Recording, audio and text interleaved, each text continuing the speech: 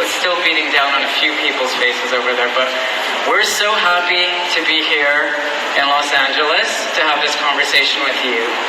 And I want to... First time I'm seeing my store, you guys. Oh yes, look, it's going to be right there. KKW Beauty Papa. Amazing. Oh, she's coming.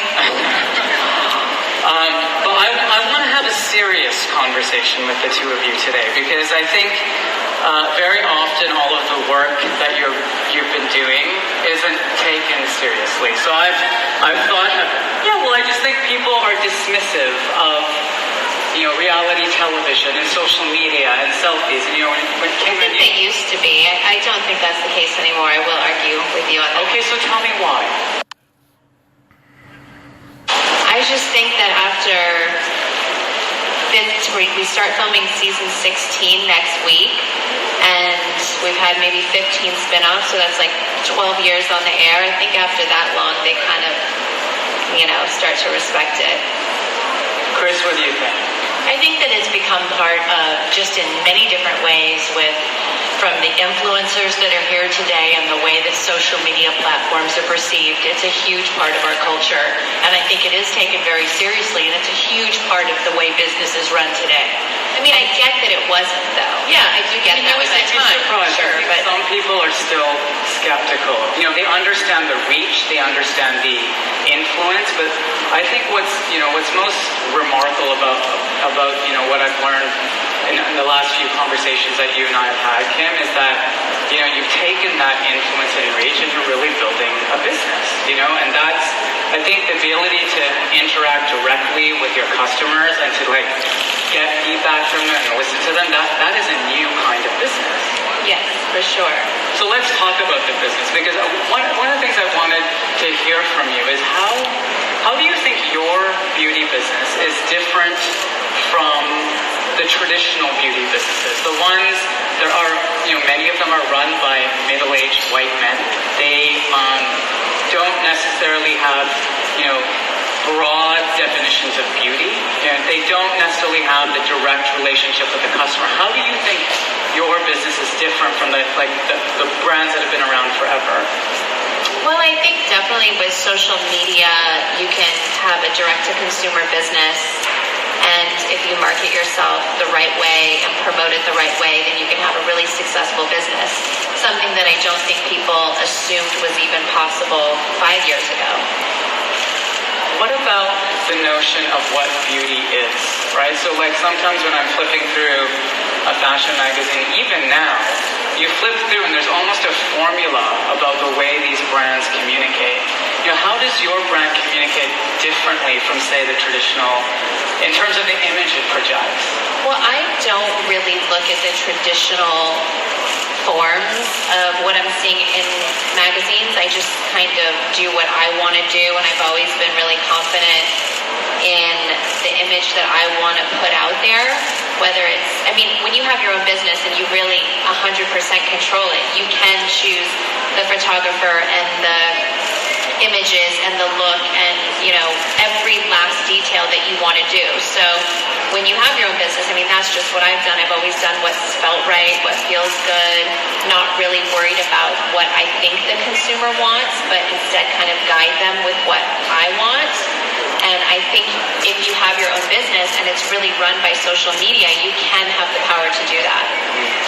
And I wanted to figure out what hairstyle I wanted, so I would look at her red carpet looks.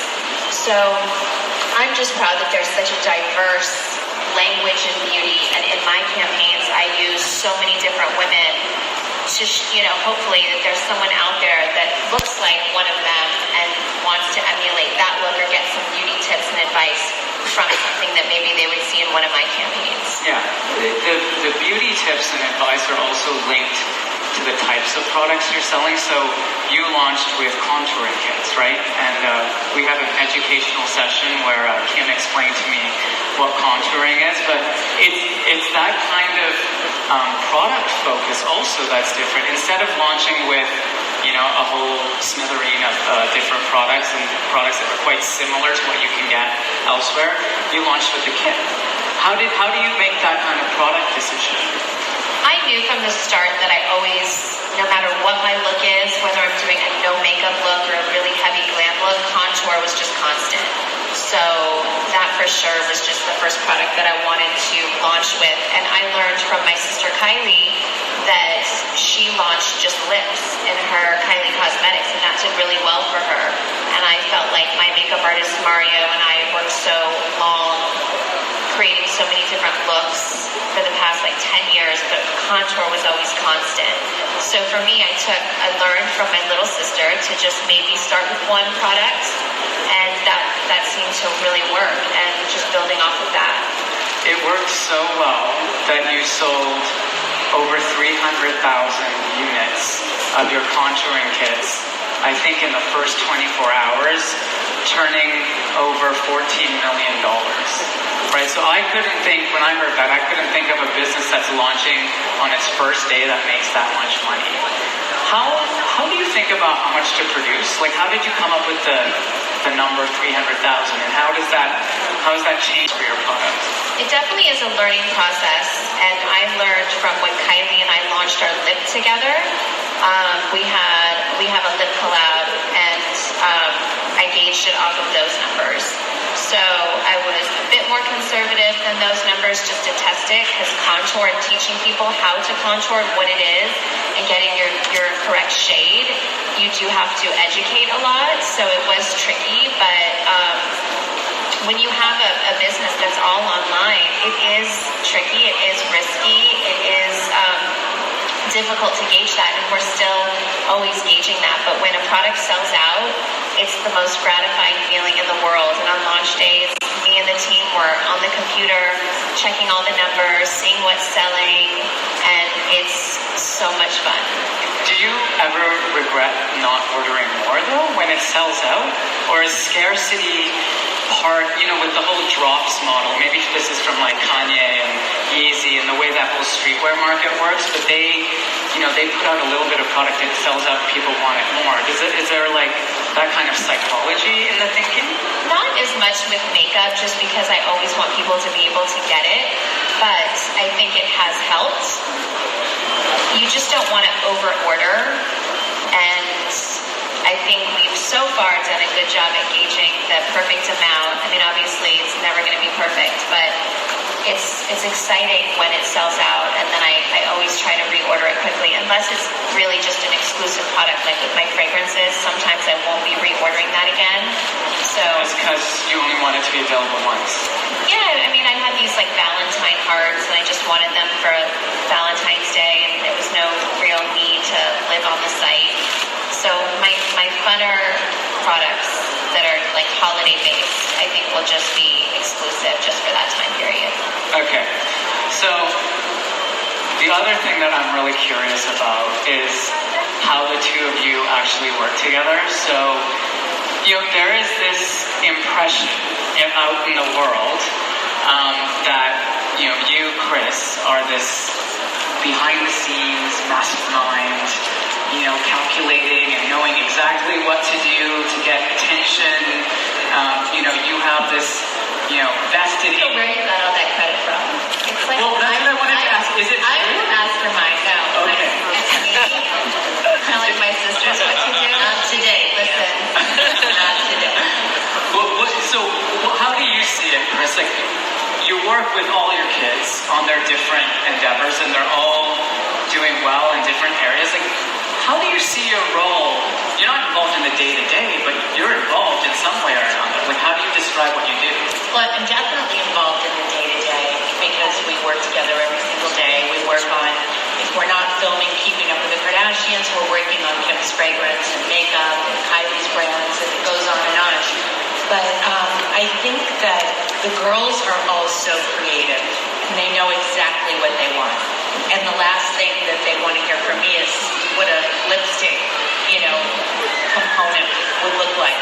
So I think for me, my job is really to lead in the direction of where their passion is, how to figure out what a business might look like, help get it off the ground, help keep it running with a great team behind me, and let them do their creative thing. And Kim is the queen of social media, and she's pretty much taught the rest of us in my family how it's done, whether it's solving a crisis, putting out a fire, or simply, I remember when there was just Twitter, and that's all I knew about. There wasn't Instagram, there wasn't all these other social media platforms.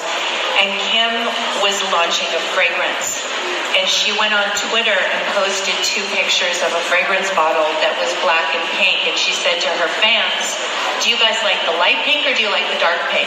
And I was like, what are you doing? You're asking on Twitter how to make a perfume bottle? And she goes, yeah. And she had millions and millions of responses and picked the bottle that her fans liked. And that fragrance sold out in minutes because she, did that. And it wasn't even an e-com product. It was in stores for a minute, and people were lining up to get it because they felt like they had been a part of that process. So Kim teaches me something about e-com and social media every day, but my job is really to keep it all going, keep the train running. So when you're keeping the train running, do you have like a business philosophy or like an approach that you pass on to the girls, saying like, this is how you should think about building a business? Well, my business philosophy to anyone has always been, if someone says no, you're talking to the wrong person. So just never give up.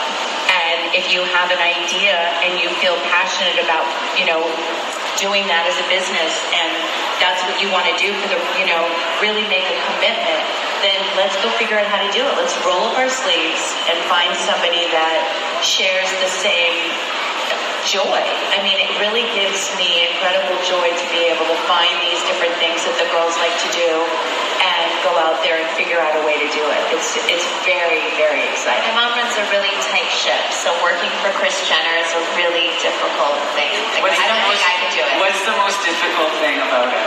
She just is really demanding. She wakes up at 4:30 in the morning, and she ends her day at about 6 p.m. with a glass of wine. So you have to get everything in between 4:30 and 6 p.m. or she's not having it.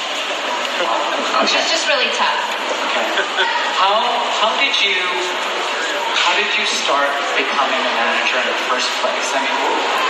Who was the first person you managed, and how did that happen? Well, the first person I managed was in 1990, I guess, and that was Kris Jenner. Okay. And I did that because I had to figure out a way to feed my kids. So, make a living and pay the rent. And so it was a necessity, and I figured it out really fast because there were a lot of kids. And what were you doing with Bruce at the time? He had some experience in doing motivational speaking. And so I said, I think this would be a great way for you to go out and get back out there and kind of work on your speech, write a book. And in those days, I barely had a computer. We were using a typewriter. So we did press kits and made copies, like 7,000 by hand, and sent them to every single speakers bureau in the country. Right. And waited for the phone to ring. Right. And it worked. So we started and so then that evolved into becoming a manager. Just managing the whole process, managing the speaking engagements, managing, several other people. And then as my kids got older and we started doing our television show, it just exploded that way. Got it.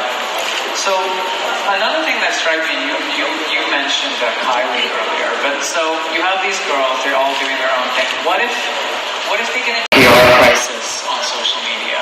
So can you teach us all, if it applies to all of us, if there's some PR crisis that happens, what's your top tip for nipping it in the bud? How do you deal with that? It really depends on the situation, because sometimes you have to speak up and you have to explain what it is, because like these days if you tell a joke and you're in an interview but then it's written out on print, it won't translate. So sometimes there's those like moments where you have to explain yourself, and then sometimes there's those moments when you just shouldn't explain yourself, because if it gets twisted and it just isn't worth the explanation, and it's just too, like sometimes it's so much on your soul, like all the nonsense and all the negativity, that there's definitely time and places when you need to set the record straight, but then sometimes it's just not worth that energy. How do you know which situation is which? So can you give us an example of a situation where you knew you had to speak up and say something? Sometimes it's just a feeling. Yeah. Like, my sister Kendall, she was caught up in something that she didn't really have a lot of control over. She wanted to speak out so badly, and she was, advised not to. And I advised her to, maybe on our show where you feel safe, where you're doing, just an interview where you can just pour your heart out and explain yourself. What was that situation? Oh, my mom's going to get mad at me if I bring it up. Just, a situation. So it just depends, if you're, it really is a feeling of when you should speak up and when you shouldn't. Okay. A big part of the success, she did the right thing, right, Kris? She just looked to you there. Yeah. That was good. She gave me those like daggers in your eyes. See, she can even see from the back of her head. She's not even looking at me. This is that whole mastermind thing. Yeah. A big part of the success, of course, of the whole Kardashian phenomenon is the television show. One day that show might not be around, right? Like, do you see it here forever? Really? Yeah. How? North gets married. How? Right? I used to say that about Kylie when she was like, what was she, 10? To say, season 17, Kylie has a baby. And we all looked at each other and was like, what? Shit, that just happened. See? But could the businesses, theoretically speaking, in an imaginary world, could the businesses continue without the television show? Oh, I think so. I think there's many examples of girls who are friends of my kids and Kim and everybody that did reality shows way before we did one, and they had businesses that they developed 5 years after their show ended. So I think it's, I think it has something to do with their presence on social media and just the different things that they do. Now with social media really is its own show. You can have a business with or without being visible on TV. But we love what we do. We hope it continues for a long time. When North gets married? Right. No, I don't think that'll fly with Kanye. But you never know. Last questions, and then I think we're going to take some questions from the audience. So if you have a question, or if you want to ask a question, start thinking about it. What does the future hold from here? I mean, I was, quite moved by the recent intervention that you made in that prison reform situation when you went to the White House. I thought that was a really incredible way to use your reach. But do you see, so you've gone from like reality star to social media sensation to, beauty and entrepreneur to activist. Like, if there's a plan, like a master plan, do you have an idea of where it's going next? I really love what I do, and I think the success that we had pardoning Alice, the woman that was in prison, was so deeply touching to my soul that I don't want to stop with just one person. And I saw you send out another tweet to the governor of California about that. Yeah. Yes, and there's some positive things happening with that I'm excited about. I was telling my mom, you won't believe, I just got home and I have like a stack of letters from prison. Really? So I have to start going through them. But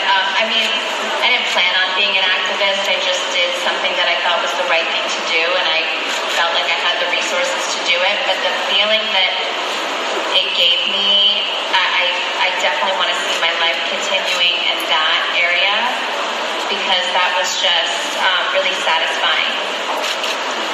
Well, congratulations. I thought